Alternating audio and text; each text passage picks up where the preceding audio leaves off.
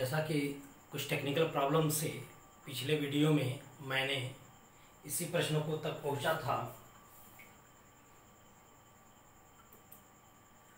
तो थोड़ा सा भाई यदि आपको क्या भाई थोड़ी टेक्निकल प्रॉब्लम होने के कारण थोड़ी सी दिक्कतें हुई तो इसमें आप लोग बहुत ज़्यादा इसको इशू मत बनाइएगा। कारण क्या कि भाई देखिए गांव की तरफ लाइट की व्यवस्था बहुत ज़्यादा गड़बड़ है। अब उसी में किसी तरीके से आपका क्या व्यवस्था बना के किया जा रहा है। लाइट कट जाने के कारण थोड़ा समस्या आई, लाइट आ गई है, अब क्लासेस में आके कंटिन्यू कर रहा हूँ, तो उसको ज़्यादा ध्यान में ना रखें। वो पिछले वीडियो में हमारा क्या होगा इंक्लूड रहेगा। आगे का आज मैं क्लासेस को क्या करता हूँ आगे बढ़ाता हूँ, ठीक है ना। तो मैंने पिछले वीडियो में एक चीज़ हुआ था कि भाई एक विक्रेता ने 2400 रुपये में 40 दर्जन फल खरीदे। इनमें से 30 फल सड़ गए थे और उन्हें फेंक दिया गया। शेष फलों को प्रति दर्जन किस दर से बेचा जाए कि 25% का लाभ हो। तो हमने एक बात बताया कि 40 दर्जन, तो एक दर्जन में 12 है, तो 40 गुणे 12 करेंगे 480 हमारा टोटल हमारा खरीद हुआ। जिसमें से 30 यदि सड़ गए तो हम बेचे कितने, 450 हमने क्या किया, बेचा। ठीक, लेकिन एक बात ध्यान रखना कि मुझे पहले ही विक्रय मूल्य निकालना होगा कि हम टोटल कितने रुपए में बेचे। अब आप ये बताइए, क्रय मूल्य और विक्रय मूल्य के आधार पर क्रय मूल्य यदि हमारा 100 है, 25% लाभ 125, तो यहाँ 25 चौके 25 पंजे हुआ, तो 4 में 2400 है, तो एक में कितना होगा 600, तो 5 में कितना होगा 3000। अब आप ये बताइए, ये 3000 है, प्रति क्या होगा, प्रति वस्तु की बात हो रही है, फल की बात हो रही है, प्रत्येक फल की बात हो रही है, प्रत्येक फल का दाम, प्रत्येक फल का दाम। तो बताइए कितने रुपए में टोटल वस्तु बेच रहे थे, 3000। कितना वस्तु बेच रहे थे, 450 का। तो यहां से क्या हो जाएगा, कुछ गड़बड़ तो नहीं होगा।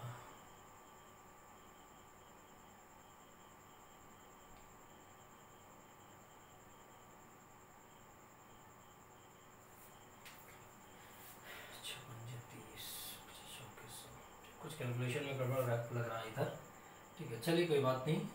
15 दूनी 30 हो जाएगा, 15 तय क्या होगा 45, तो सीधा सीधा बात है यहाँ क्या हो जाएगा 66, 3×18, 3×18, 66.66 रुपया हो जाएगा। ठीक है, चलिए यहाँ पर कुछ प्रॉब्लम जरूर हो गई है प्रश्न में, ठीक है, या तो प्रश्न में गलती होगा या तो ऑप्शन में, तो हम लोग प्रश्न को सही करके ऑप्शन को क्या करते लेते। अच्छा कोई बात नहीं, यहाँ प्रति दर्जन की बात हो रही है, सही है, कोई दिक्कत नहीं है। एक मिनट, थोड़ी मिस्टेक हुई।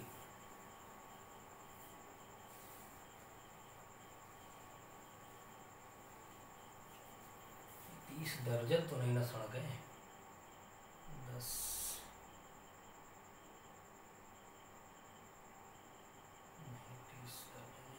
450 प्रति दर्जन की बात कर रहा था, ठीक है। चलिए यहाँ पर टोटल विक्रय मूल्य निकाल लेते हैं, सीधा बात। तो 2400 है, 25% हमारा क्या लाभ हुआ, तो 125 में टोटल कितना विक्रय मूल्य हो गया यहाँ पर 3000 हो गया। 3000 विक्रय मूल्य हुआ। प्रति दर्जन की यदि बात हो रही है तो आप बताइए कि 3000 टोटल है, जिसमें से 450 बेच रहे थे, लेकिन प्रति दर्जन की बात हो रही है, तो एक वस्तु का दाम तो इतना हुआ, तो दर्जन की बात है तो 12 वस्तु, तो मुझे क्या करना होगा 12 का गुणा कर देना पड़ेगा। तो यहाँ 12 का मैंने गुणा किया है, तो 1 0 से 0 कैंसिल होगा, 15 दूनी का 30, यहाँ कितना होगा 20 हो जाएगा, 15 तय 45, 3 चौके क्या 12, 20 चौके कितना होगा 80 रुपये प्रति दर्जन के भाव से क्या करेगा, बेच दिया जाएगा। ठीक है ना, आगे देखते हैं।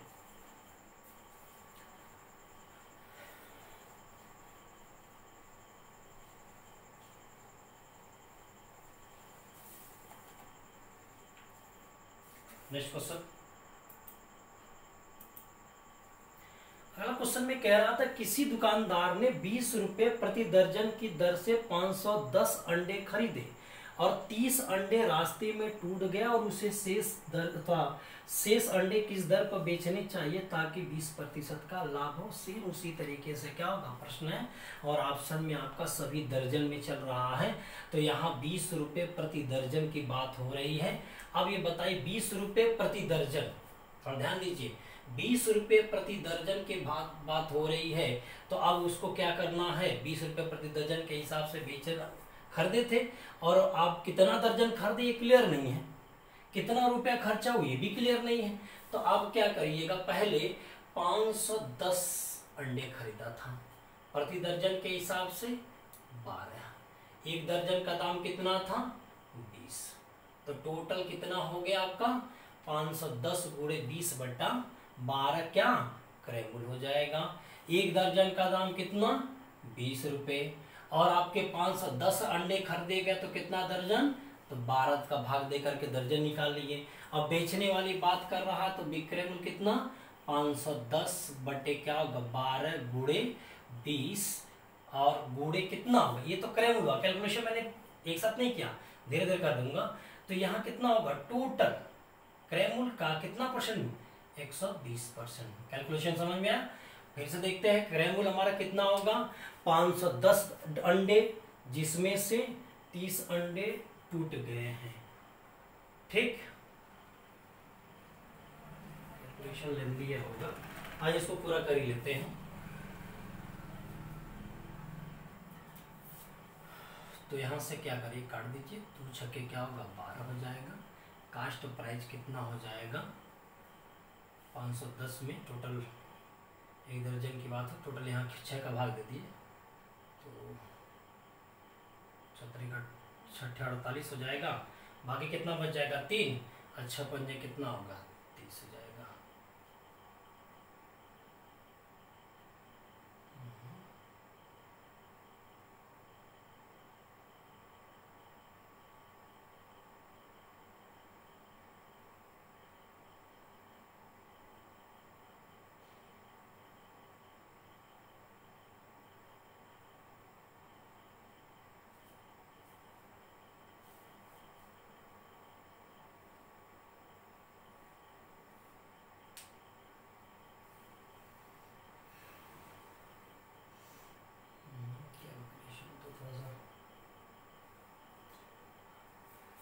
आसान कैलकुलेशन नहीं बन पाएगा लग रहा है, पूरा लिखना ही पड़ेगा।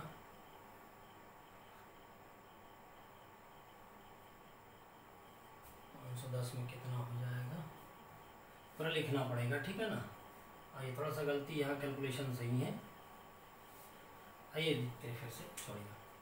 क्रय मूल्य हमारा कितना होगा 20 रुपये प्रति दर्जन है, 510 है, कितना अंडा था 12 अथवा 510 अंडे थे, दर्जन के हिसाब से हमारा क्या हुआ रेट लगा था, यहाँ क्या हुआ दर्जन के हिसाब से रेट लगा था, तो टोटल हम दर्जन में ही क्या करें निकाल लें, नहीं तो टोटल दर्जन ही दे देते हैं तो कितना दर्जन हमारे पास है, तो 500 या एक वस्तु के हिसाब से देखो तो 20 बटे क्या होगा 12, एक दर्जन का दाम हुआ कितना, सॉरी 12 वस्तु का दाम कितना था 20 रुपये, तो एक वस्तु का दाम 20 बटे 12, तो 510 का गुणा कर लेते हैं तो क्या होगा टोटल हमारा खर्चा निकल के आ जाएगा।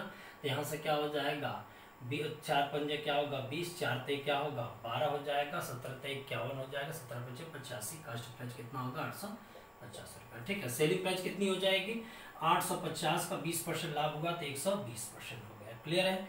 तो इस तरीके से 2 जीरो हमने कैंसिल किया तो 85 गुणे क्या होगा 12 होगा। अब आप बताइए कि यहाँ पर क्या क्वेश्चन में कह रहा था कि 510 में 30 अंडा टूट गया, तो 510 में यदि 30 अंडा टूट गया तो 480 अंडा बेचा, और 480 अंडे को यदि हम लोग क्या कर दर्जन के हिसाब से देखें तो 12×4 = 40 रुपया, 40 दर्जन हो जाएगा ना। तो अब यहाँ से देखिए कितना दर्जन हम कर रहे हैं 40 दर्जन हो जाएगा, ठीक। तो 4 ते 12 हो जाएगा, 4 धनिया हो जाएगा, 3 × 5 = 15, 3/24 से क्या हो जाएगा 25 हो जाएगा, 3 × 5 = 15, 3/24 से 25, 10 में लगा देंगे तो 2550 रुपये प्रति दर्जन हो जाएगा, ठीक है ना। चलिए आगे देखते हैं।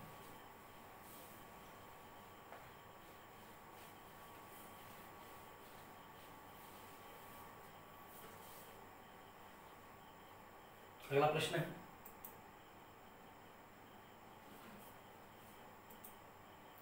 अगला प्रश्न कह रहा कि 1 रुपए में 30 चॉकलेट खरीदी गई तो 20% का लाभ पाने के लिए 1 रुपए में कितनी चॉकलेट बेची जानी चाहिए। मैं पीछे क्लास में थोड़ा सा क्या जिक्र किया था, पिछले वीडियो मैंने एक जिक्र किया था कि यह जिक्र ये था कि यदि हमारा खरीद दाम और बेचने वाला दाम सेम दिखाई दे रहा हो तो मूल्य का उल्टा संख्या, संख्या का उल्टा मूल्य, मूल्य के हिसाब से देखा गया तो 100 रुपए का सामान 20% लाभ 120, तो 5 संबंध क्या बन जाएगा 6, तो संख्या क्या हो जाएगी जस्ट इसका उल्टा 6 संबंध क्या हो जाएगा 5। और उस समय देखा खरीदा गया 6 में कितना 30 चॉकलेट, 1 में कितना है 5, तो 5 में कितना होगा 25। इसका मतलब सीधा सीधा बेचते समय हमें कितनी चॉकलेट बेचनी पड़ेगी 25। एक चीज ध्यान रखिएगा, जब आपका क्या होगा खर्च या रुपया हमारा समान हुआ तो मूल्य का उल्टा आपका संख्या और संख्या का उल्टा क्या हो जाएगा मूल्य हो जाएगा। मूल्य का उल्टा संख्या, संख्या का उल्टा क्या हो जाएगा मूल्य हो जाएगा। ठीक है ना।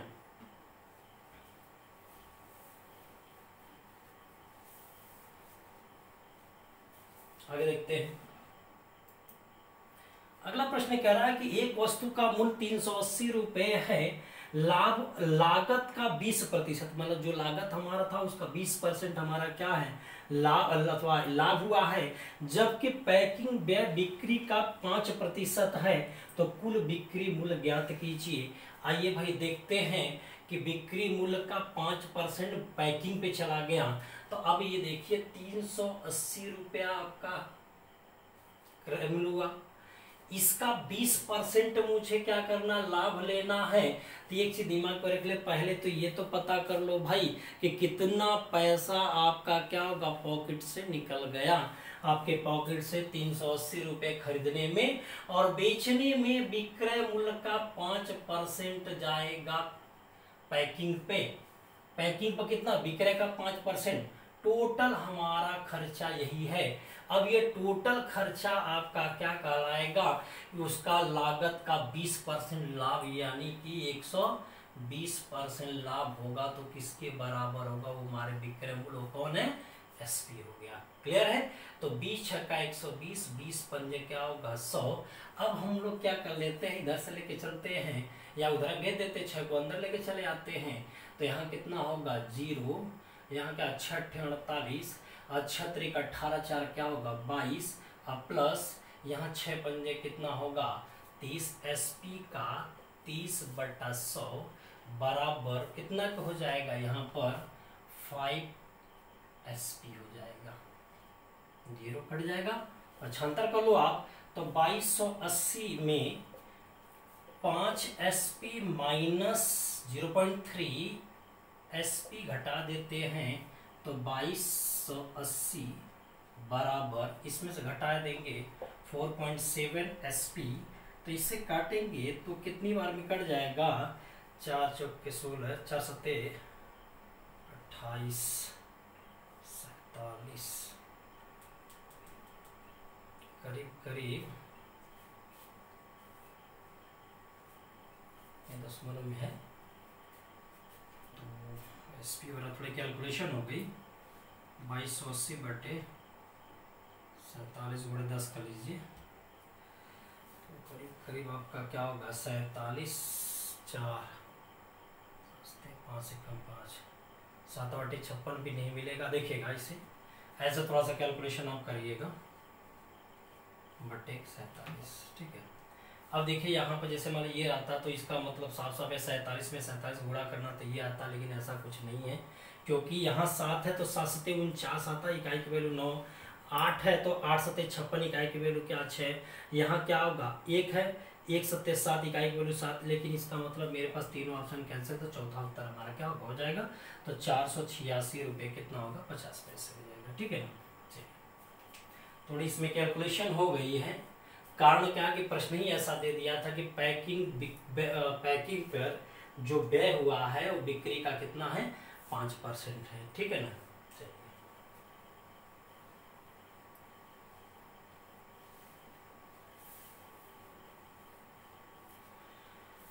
ठीक है ना। या एक और तरीका इस पे लगाना है तो लगा सकते हैं। 100 रुपये था क्रय मूल्य, लागत मूल्य आपका टोटल, और विक्रय मूल्य आपका 20% लाभ हुआ तो कितना होगा 120, तो यहाँ 5 संबंधी कितना हो जाएगा 6 हो जाएगा।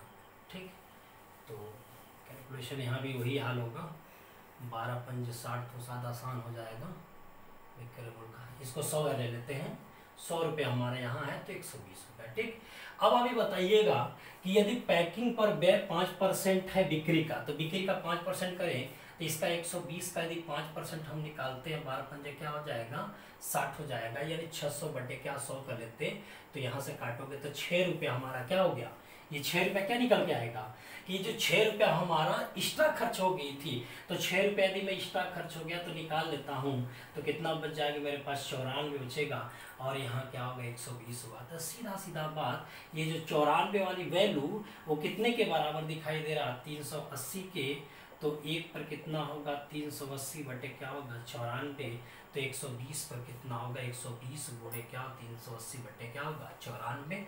अब सॉल्व करेंगे तो क्या होगा 486 रुपये 50 पैसे हो जाएगा। ठीक है ना, यही आपका है, थोड़ा आसान हो जाएगा ऐसे।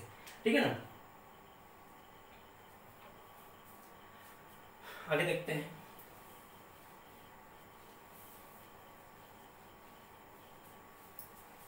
अगला प्रश्न है,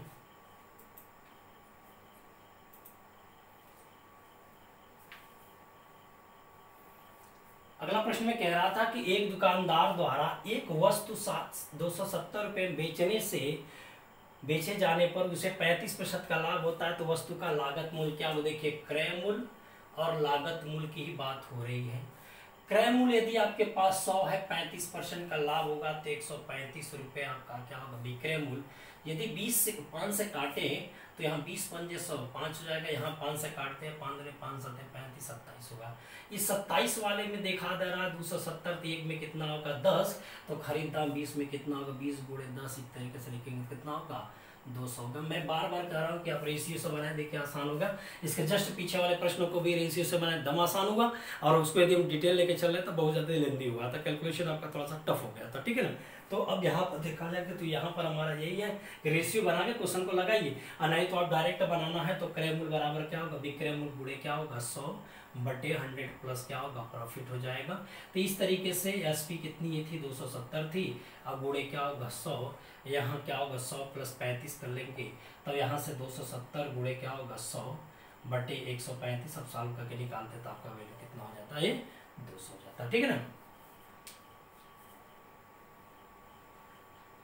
आगे देखते हैं।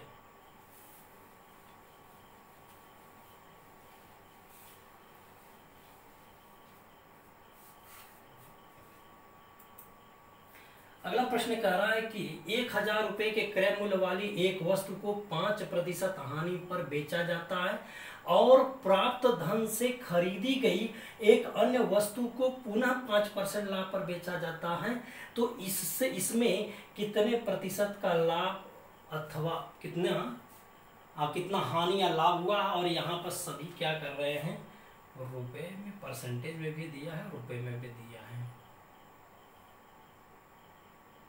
ठीक है, तो यहाँ रुपए में दिया है, आप रुपए में ही क्वेश्चन को क्या करिए लगाइए, रुपये परसेंटेज दोनों दिया है क्या, यहाँ रुपया है, दो जगह आपका क्या परसेंट है। चलिए ठीक है, अब आप बताइए यदि मान लेते हैं कि 1000 रुपये का है, ठीक, 5% पर हानि पर बेचा गया, फिर अगेन क्या होगा 5% लाभ पर बेचा गया, यानी सीधा सा बात है कि एक वस्तु हमारा 1000 का है, यदि 5% हानि पर बेचा जाए तो 950 पे बेचा जाएगा कि नहीं भाई, 5% हानि 950 पे जाएगा भाई। 1000 का हमने क्या दिया कि 95% निकाल दिया, तो आप देखेंगे तो 950 आ जाएगा। फिर कह रहा 5% लाभ पर बेचा जाएगा, तो सीधा सा बात है कि 950 का 105% निकाल के कैलकुलेशन सॉल्व करें। ठीक है ना, एक तो ये तरीका होगा। दूसरा तरीका हमारा क्या है, दूसरा तरीका यही है कि यदि आपके पास क्या होगा, किसी वस्तु में बार बार क्या बढ़ोतरी, लगातार बढ़ोतरी घटोतरी यदि होती है, तो हम लोग परसेंटेज में पढ़े थे कि एक ही वस्तु में क्या बढ़ाना, उसमें फिर क्या करना है, घटाना या घटाना बढ़ाना। यदि ऐसा करते हैं तो हमेशा वहां पर क्या होगा, सदैव हानि होगी। वो सदैव क्या होगी, हानि। वह हानि कितनी हो जाएगी, 5 का गुणे 5 बटे क्या होगा 100।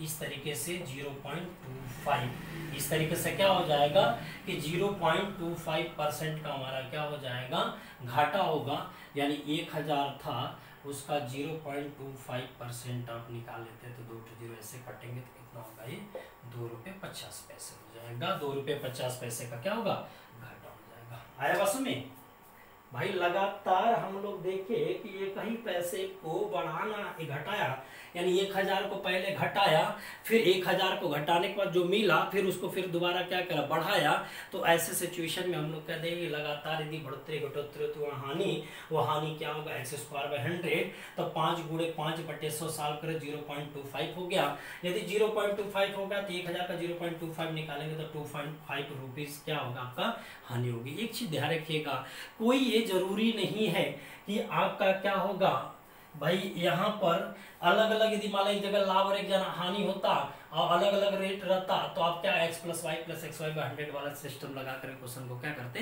लगा देते। ठीक है ना। चलिए आगे बढ़ते हैं।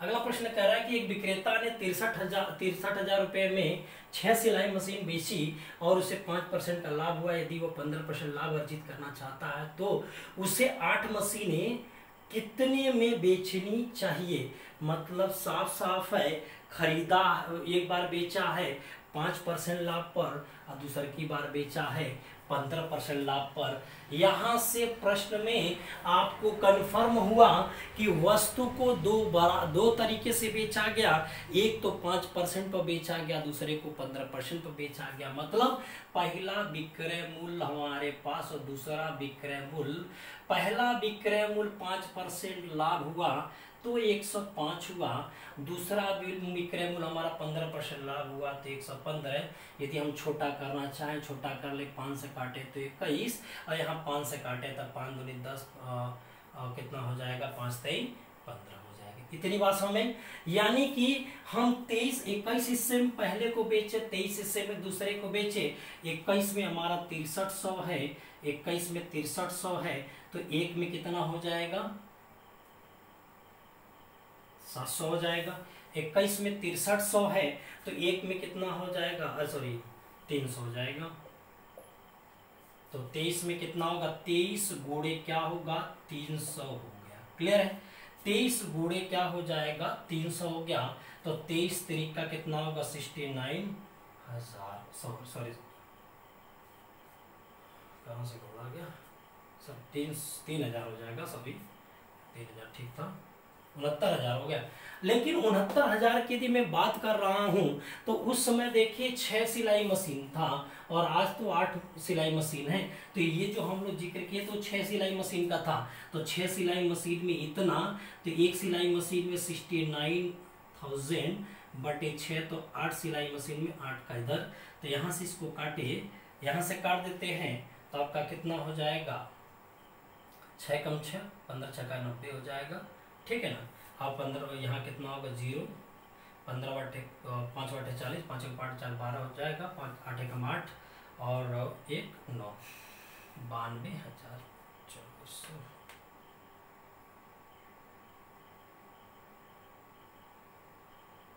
ठीक तो है 92,000। ठीक है ना। ऐसे या तो आप क्या करें, ऐसे बनाए, या दूसरा तरीका यही अपना ले कि यहाँ पर पहले क्या होगा, एक सिलाई मशीन का दाम देख ले तो 63,000 बटे क्या होगा 6, तो यहाँ कितना होगा, 6 कम 6 पंजे 30, कितना होगा 10,500। तो आपके पास 21 हिस्सा क्रय मूल्य था और यहाँ भी क्रय मूल्य कितना निकाले थे, अभी जस्ट हम लोग 23 था। तो 21 में कितना हो जाएगा 105 00, तो एक में कितना हो जाए, 5 बार गया तो 500 हो जाएगा।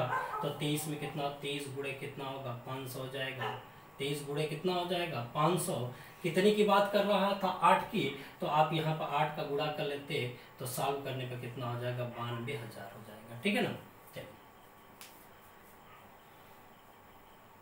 तो बात समझ में आ रही है। थोड़ी सी आज प्रॉब्लम हुई है भाई, इसमें आप लोग क्या करिए, मैनेज करिएगा, क्या किया जाए, आसानी तो ही पे है। तो आज के सेशन में बस इतना ही है। ठीक है, तो आगे आप क्या करेंगे, कंटिन्यू बनाए रखिएगा, अच्छे अच्छे प्रश्नों को लेकर के क्या करें उपस्थित होते रहेंगे। ठीक है, आप अपना साथ हमें देते रहिए। ठीक है ना।